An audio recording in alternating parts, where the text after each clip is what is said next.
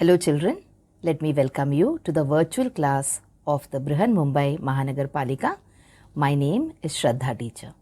Children, we are in the middle of this COVID-19 pandemic and because of that we are not able to go to school, but that doesn't mean we are going to stop learning. So we are going to do many lessons which are very interesting from your textbook through the virtual class here. So let us do a lesson in English today. So children, let us start with a lesson today in Standard 8th English. And we have come now towards the end of our textbook, children. So we will be doing the second last lesson in our English textbooks. That is lesson number 4.4, which is simply called Ramanujan. Now, who is this Ramanujan? And we will learn about a little bit of excerpts from his life. We will take a little bit of insight into his life. Okay, now you know that in these format, that is in the video format, I cannot read from the textbook and explain to you. So I would advise that you keep your textbook in front of you. So you please open your English textbooks and come to page number 91, where we have this lesson Ramanujan. Now through the lesson, through this video, I will try to show you how the life of this person Ramanujan was and what was special about him. So when you look at this picture, you must be familiar with it. You must have seen this picture in many places. So he is a person who's not an actor, who's not a singer, okay? He is a person who's associated with the field of science and technology. So he was a very, very famous mathematician. Now when we talk about famous mathematicians in India, let us look at some of the very famous mathematicians who have contributed a lot, not only to the Indian scenario of maths, but also they are considered to be geniuses in maths on the international level also. So you have Hemchandra here, and certain pictures, children, they are from the very olden times when there were no cameras. So these are all sketches. Okay, so you have Hemchandra, Brahmagupta, Shakuntala Devi. Of course, I have a picture to show you here. You must have seen the movie also based on the life of Shakuntala Devi. And then you have Bhaskara. You must have all heard about this very, very famous mathematician called Aryabhatta. Alright, then we have Satyendranath Bose. Then we have P.C. Mahalanobis. And finally, we will talk about Srinivasa Ramanujan also, who is the main hero of our lesson for today, and C.R. Rao. So all these people, they have transformed the way we know mathematics. And if you look at this image, or if you look at the screen here, you will see that many of them, they have never had a formal education. That is, they have never gone and done BSc in mathematics or MSc in mathematics. So most of them, we can say, were blessed, or they were geniuses naturally as far as their knowledge of mathematics is concerned. Okay, so this lesson also is about one such genius called Srinivasa Ramanujan. Now Srinivasa Ramanujan, he is a famous Indian mathematician, as we have been discussing now for the past few minutes. And you should also remember that he also had no formal training in mathematics. Okay, he used to work as a clerk, and he was not someone who was very celebrated or who was very acknowledged since when he was a student, you can say. He was a very ordinary person like you and me. So let us get to know a little bit more about this person, Srinivasa Ramanujan. So he was born on the 22nd of December 1887 in a place called as Erode, which is in the state of Tamil Nadu. And if you look at the time he died on 26th of April 1920 in a place called Kumbakonam, also in Tamil Nadu. He died very young, children. See, he was born in 1887 and he passed away in 1920. So he did not live for a long time. Now he was awarded the Fellow of the Royal Society, that is FRS. He was awarded with this title. Okay, now we will understand what FRS also means in the later part of the video. He had some kind of schooling in India, that is when he lived as a kid in Tamil Nadu in Erode. He had some kind of schooling, but then he went on to go and join Cambridge University, that is a Trinity College which comes under Cambridge University, and there he was awarded the Fellow of the Royal Society. His parents were Komala Tamal and Srinivasa Iyengar. Okay, so this is some basic information about Srinivasa Ramanujan. Now let us go a little bit deeper into his life and try and understand what was so special about this person.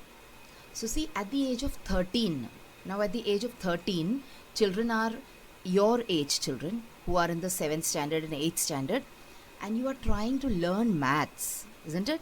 Your maths teacher tries to teach you maths and you're trying to learn theories in maths. Many of us, including me, find that maths is a little difficult to understand. It is a kind of a subject which we are scared of. Okay, but see, at the tender age of 13, he has completely mastered a book on advanced trigonometry. So now trigonometry, again, when you go to a little higher class, that is when you go to the 9th standard, 10th standard, you will be learning about certain principles of trigonometry, which is for a person who doesn't like maths, or who's not very much interested in maths, or who doesn't have too much of a, you can say, a talent in maths. Trigonometry is very difficult. Okay, but he had completely mastered a book on advanced trigonometry when he was 13 years old, that is around your age. By that time, he had also discovered sophisticated theorems on his own. See, now at this age, in the 8th standard, we are trying to learn simple theorems. But he had discovered sophisticated theorems on his own. That means it was not because of something which a teacher had taught him, or it was not because of something which a textbook had taught him that he became this kind of a master in mathematics. He was blessed by nature. Okay, so that is what we can conclude after we read this, because at 13 nobody can teach you to master an entire book which is written on trigonometry based on mathematics. Alright, now if you look at Ramanuja the mathematician, let us try and understand, and let us remember that he had no formal training in mathematics. Now what is the meaning of formal training? Now after your 10th standard, children, you are allowed to take science or commerce or arts. So many of us who are interested in maths, we go in for science, where we take maths as our main subject. So you pass out with a BSc in mathematics, and if you are very interested in continuing further, then you do your MSc in mathematics. Some people even do their PhD in mathematics, that is, they do their doctorate degree in mathematics. But the person we are learning about here in this lesson, Ramanuja, he had no formal training in mathematics. Okay, now when we talk about formal training, now see, we have many singers who have gone to music schools and who have learnt music. They have learned the ragas, they have learnt various other things also. But there are some people who sing so beautifully, but they have no training. Nobody has trained them how to sing. Nobody has taught them what the meaning of raga is, what the meaning of tal is, what the meaning of lay is. Okay, so that is called as no formal training. So Ramanuja also had no formal training in mathematics, and he has made extraordinary contributions to many mathematical analysis, number theory, infinite series, continued fractions, etc. These are all concepts in mathematics. And like we just discussed, he became an expert in trigonometry at the age of 12. He discovered theorems also of his own, and he is a fellow of the Royal Society and Trinity College, Cambridge. Alright, so this is about Ramanuja the mathematician. Now, the Indian government has taken great efforts to recognize the work of Srinivasa Ramanujan, and so his birthday, that is December 22nd, is celebrated as the National Mathematics Day in recognition or in honor of this great mathematician that India has had. Okay, so this is about the personal information of Srinivasa Ramanujan. Now let us go on and let us talk about his professional life. So the person that you see here, the picture that you see here, is that of G.H. Hardy, Godfrey, Harold Hardy. Now this person, he was a very, very famous English mathematician. Okay, he was the person who became Ramanujan's mentor, friend and guide. And how did this person, Ramanujan from Tamil Nadu in India, reach this person, G.H. Hardy in England? So it happened by way of a letter. So this was a letter which Ramanujan wrote to Hardy. And in that letter, in the year 1913, Hardy was having tea just like that casually in the morning when he found that there was a big envelope which had come in from India. He saw a lot of Indian stamps on it. He opened it and he was very bored and he did not want to read all this. He saw a lot of numbers and he saw formulae and he saw so many different symbols etc. on it, and he just looked at it without any interest because there were many people who used to send such things to Hardy. Now after some time, he thought that since there are since these papers have come to me anyways, let me read it. When he started reading it, that is a time when he discovered that whatever he is reading is the work of either a fraud or a genius, because the theorems, the concepts which were explained by this person Ramanujan, who was an unknown person at that time, were something which was very, very surprising to even this very, very famous mathematician. Okay, and that is the time he took notice and he showed his papers, he showed all these work or the papers or the letter that he had sent to many people, to many other mathematicians, and then they discussed and they knew for certain that the person who has written all this is a man who's a real genius. Okay, and that is when Hardy decided that Ramanujan should be mentored, he should be guided, he should be given more, you can say, encouragement to continue with this kind of work. And that is how Hardy went into action, and he thought that Ramanujan must be brought to England. Okay, so this is how the journey of a very simple, you can say, clerk like Ramanujan started from a small place in Tamil Nadu, India, and he finally ended up in Trinity College, that is University of Cambridge in England. So now, as I told you, in 1913, Ramanujan, who was just a 23-year-old shipping clerk from Madras, wrote to Hardy.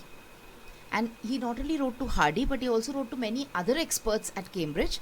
But unfortunately, none of them, except Hardy, had the, you can say, interest to open up the papers, read them, and seriously try to understand what he wanted to say.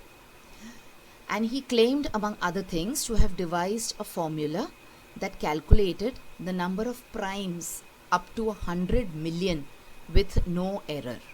So we know some prime numbers, okay, from 1 to 100 max up to 200. People who are very interested in maths might say prime numbers up to 10,000 perhaps. But here Srinivasa Ramanujan claimed that he has a formula which can calculate the number of prime numbers up to 100 million with no errors, that is perfectly. The self-taught and obsessive Ramanujan had managed to prove all of Raymond's result. Now who is Raymond? Raymond is George Frederick Bernard Raymond, who was a French mathematician. So he had considered Raymond's work as one kind of reference, and he proved that whatever Raymond had said, Raymond had just given some theories without any proof. But here he proved that Raymond's work was really perfect. And he had no knowledge of the developments in the Western world. He had no formal knowledge in mathematics, or he had no formal training in mathematics, as we had discussed previously. He claimed that most of these ideas had come to him in his dreams. So can you imagine a person sleeping at night and dreaming of mathematical theories and mathematical formulae? We also tend to dream many a times, but then in the morning, most of the times, generally, we forget what we have dreamt about in the night. We just have vague images of the dreams that we have had in the night. But this person here, he could remember each and every formula, each and every theorem that he saw in his dream. No wonder we call him as a genius. Okay, so all these things he had written to Hardy. And then you will see that Hardy tried his best to fill the gaps in Ramanujan's education. Ramanujan had no formal training, just like I told you. So Hardy tried to fill in the gaps in Ramanujan's education, and he also mentored him, because many a times when you propound a theorem, when you place a theorem in front of people, you have to also prove it. Okay, so Hardy was the person who helped Ramanujan to prove many of his theorems formally, in a particular manner, in a proper way. Hardy helped Ramanujan to do all this without hindering his inspiration. Okay, this is also very important. Hardy in no way interfered with Ramanujan's thinking or with his ideas or with his theories. He never interfered, he never hindered, he only supported him and he moved him forward. Alright, so this was about Hardy's association with Ramanujan and Hardy's role in Ramanujan's life. That is why we say he was not only a mentor, but he was also a guide and a friend to Ramanujan. Now, Hardy was the only one to recognize Ramanujan's genius, and he brought him to Cambridge University.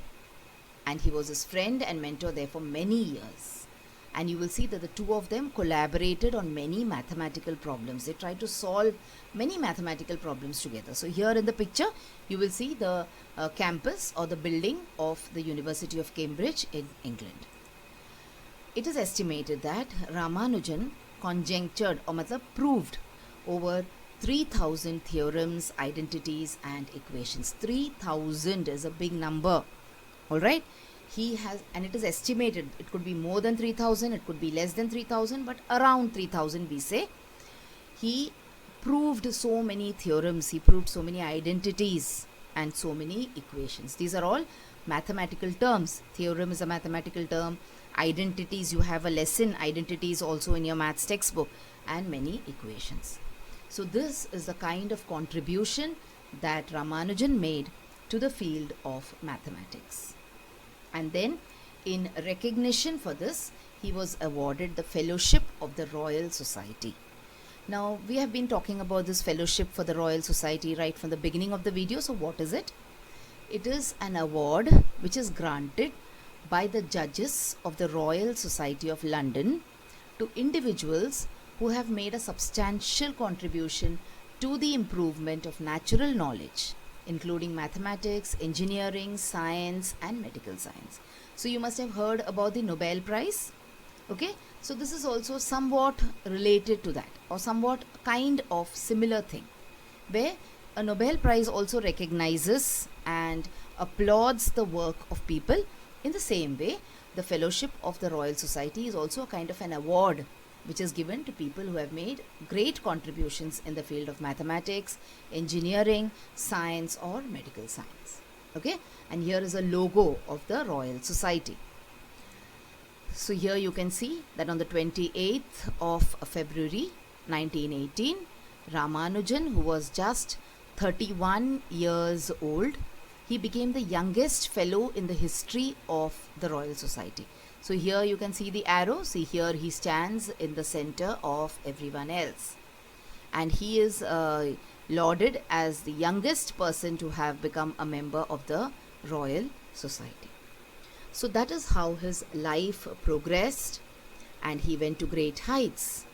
But unfortunately, though he was very, very famous, he eventually got frustrated and he went into depression and he became very sick, and he also attempted suicide at one time. So you cannot say these people who are great geniuses, their mind is much more advanced than our minds. Okay, we are satisfied with small things and we are sometimes happy with the kind of life we have. But these people who might be geniuses, they attempt at seeking more and more. they want to discover more and more things. So maybe in the process, when they are not successful, they get depressed and they become mentally sick. So after a brief period in a sanatorium, sanatorium was a kind of a hospital or a care center, he came back to India and he died at the age of 32. That is in the year 1920. He was born, we saw, in 1887, and in 1920 he died when he was just 32 years of age. So just imagine if he had lived longer, that is if he had lived to maybe 60 or 65, how much more he would have contributed to the field of mathematics. But tragically, unfortunately, that did not happen. Okay, you will see that the Indian government has celebrated Srinivasa Ramanujan by issuing postal stamps also in his name. Alright, see here you can see one postal stamp. See here there is one more. Alright, so this is how we honored this great mathematician which India proudly and fortunately had. Alright, we also had some movies which were made celebrating the life of Ramanujan, that is the man who knew infinity. He could count, or he could give you prime numbers in millions. So it was said that he was the man who knew infinity. So there were movies which were made on the life of Ramanujan. So this is the English movie. We also have a Tamil movie which was made in the name of or based on the life of Srinivasa Ramanujan. Okay, and the movie was called Ramanujan. And see, these are all scenes from the movie where this is Ramanujan and this is Hardy, where they are spending time together on the campus in Cambridge University. So this particular movie also, if you are able to watch, you will be able to get a good insight into the life of Srinivasa Ramanujan. Now children, that was all as far as the story of Ramanujan goes. Now let us look at a few things from the textbook as far as meanings go and as far as grammar goes. Now in this particular lesson children, there is a lot of grammar that you have to learn. Okay, in the warming up exercise itself, we have an exercise based on sentences, types of sentences, simple, complex and compound. But I will be taking it separately after we finish all the exercises related to the story or related to the lesson. We will do these exercises based on grammar. So that will maybe come up in the next video which I will do with you. Okay, then we also have an exercise here which is based on active voice and passive voice. So that will also require one complete video to do with you. Then you have an exercise where we are supposed to talk about sentences, types of sentences, that is simple, complex and compound. So there may be a few more videos also which will come out in relation to this lesson. Okay, but for now let us look at these easy exercises which are part of the lesson. So let us look at the meanings first. So what is the meaning of a manuscript? Now a manuscript means nothing but a book. Okay, but a manuscript is a handwritten book or a handwritten document. Now handwritten documents, we say we have many handwritten documents. We have our notebooks, okay, which are full of our handwriting. But then if it is something of great value to the nation or something of great value to the subject that you are talking about, then that becomes a manuscript. In the olden times, when printing was not available, when the technology where things could not be printed, then many things were handwritten and they were all called as manuscripts. Okay, then you have contrivances. Now this is a different or difficult word for a simple thing called appliances. Okay, so what are contrivances? Contrivances are nothing but appliances or gadgets. Now this is a simple picture of some kitchen gadgets for you. Kitchen contrivances. So you have a toaster, you have a mixer, you have a food processor, a simple rice cooker, and then you also have a toaster, okay, a sandwich maker. So these are all the simple contrivances, the simple appliances or gadgets. And then you have a phrase called crossing the water. Now what is the meaning of crossing the water? Crossing the water in the olden times meant traveling across the sea or the ocean. So traveling across sea or the ocean, nowadays it is also called as foreign travel, or it is called as overseas travel. Okay, so in the olden times, why was it called as crossing the water? Because remember, in the olden times, traveling by water or crossing the sea was the only way in which you can go to a foreign country if there is an ocean between you all.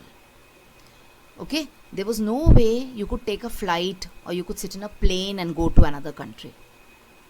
So you had to either go by road or you had to cross the sea to reach the other nation. That is why it was called as crossing the water. Crossing the water simply means overseas travel or foreign travel in today's modern time. Then you have one more word which means conveyance. This is very related to the word which we have seen or the phrase we have seen previously. Conveyance means a vehicle. So see, this is an old time British car. So these kind of cars you can find in the olden times, that is in the times when Ramanujan lived. Okay, so a conveyance means nothing but a vehicle. It could be a car, it could be a bus. They also had trams in those olden times. Okay, trams are running even now. If you go to Kolkata, you will be able to experience what trams are. So that is the meaning of conveyance. So these were some meanings, children, from your textbook. Now let us look at some sentence formations. So use the following words or phrases to make sentences of your own. Now if you open your textbook and if you come to the English workshop part on page number 95, you will see that there are 8 phrases or words which are given and you have to form sentences. I will give you sentences for 4 of them and the remaining you can try and find on your own. You can make use of your mobiles, you can open your dictionary and you can find these sentences. So that is a small assignment to you in this particular video. So enthusiasm. So what is the kind of sentence that you can make with enthusiasm? What is the meaning of enthusiasm? Enthusiasm means a lot of positive energy, a lot of, you can say, interest that you have in doing something. Okay, so let's try and frame a sentence with enthusiasm. So you have, the student had an enthusiasm for science.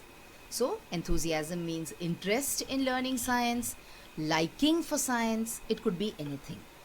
Okay, so enthusiasm. Then you have one more word, one more sentence, phrase, to lope off. So here in the book, in the textbook, if you read the story, you will see that Hardy loped off to play tennis. Okay, so here loping off means walking casually. So let us frame a sentence with to lope off. So the dog loped easily across the streets. So the dog was very familiar maybe with that part of the street. So he loped easily, means he casually and without any worry, without any tension, he crossed the streets. Then you have the next one, fraud. So what is the meaning of a fraud? A fraud means someone who is not genuine, someone who doesn't have good intentions. A fraud can also be something which is done, an act which is done with bad intentions. Okay, so here the fraud means, I've taken it as in the form of a verb. Okay, so fraud means the fraud was detected by the police on time. So someone had committed a fraud and the police had detected it on time. On time means before the damage could be done. And then the last one which I will do for you is clarity. Clarity of course means something which is clear. Okay, so what sentence with clarity will you form here? See, I have written, there needs to be absolute clarity about the definition of an emergency. So when you're saying it is an emergency, it could be a medical emergency, it could be a political emergency, a national emergency, any kind of emergency. So you should have clarity about emergency. When I'm saying it's an emergency, I should be clear what kind of emergency it is. Alright, so this is about the various exercises that we have done here. Now I will also quickly look at the next exercise in your textbook, that is B, and that is the following words can be used as nouns as well as verbs. Okay, we will discuss this page and then I will leave you to do the words yourself. Alright, and then we will come back when I do the next video with you. We will come back and check it.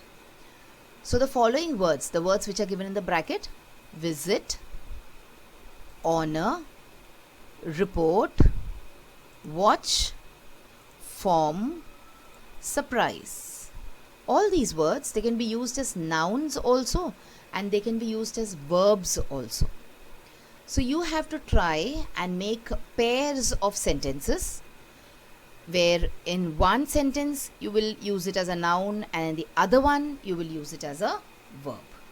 Okay, so let us go back and try to understand the meaning of these particular words. So visit. So a visit could be the act of visiting someone, or when a person is going to visit, when there is an event, that is a visit is going to take place. That could be the second meaning. So when it is an event, that is a visit is going to happen, then that visit, the event, is a noun. And the act of going and seeing someone, visiting, is a verb. Similarly, see, honor, report, watch, form, surprise. All these words, they can be used both as a noun as well as a verb. There is one example where they've given you how they've made a pair of sentence using the word smile. Now see, she gave a smile. So that a smile here is a noun. But when you say babies smile when they see their mother, that time the baby is doing the act of smiling. So that is a verb. Okay? So we will do just one example or a few examples, and then I will leave you to do the other examples yourself. So let us take the first one, visit here. So visit as a noun. The doctor was on an official visit. So see, it is an event. Okay? Whereas the verb visit is, my friend came to visit me on Sunday. So I hope the meaning of the visit in both the sentences is very clear to you, and you're able to understand why one visit is a noun and the other visit is a verb. So children, let me leave you here with this particular exercise. So try to pick up the other words also that you have and try to form two sentences with each of the word where one is a noun and the other is a verb. So when we meet again, when I come back next time, we will continue from where we are leaving today. So that is all for now, children. Thank you so much. So children, now you have watched the video. So after you watch the video now, you will have to complete a few simple tasks. Now you might have watched the video on your computers or your laptops or your mobile phones. Now after you watch the video, what will you do? You will please go to the description box which is given below the video. So what is the description box? See, the description box looks like this. Alright, and after you go to the description box, you will see that there are a few questions there. Now what are these questions about? These questions are about the lesson that we just learned or the video that you just watched. So what will you do? You will think back properly about the lesson and you will try and answer these questions and note down the answers in your notebook if you want. Okay? After that, we have another task waiting. You will also click on the link which you will find in the description box to fill up the Google form. So now what is the Google form, children? It is nothing but a simple form. There are a few simple questions there about the video which you just saw and also about yourself. So these are the tasks now that you will have to complete after you watch each video.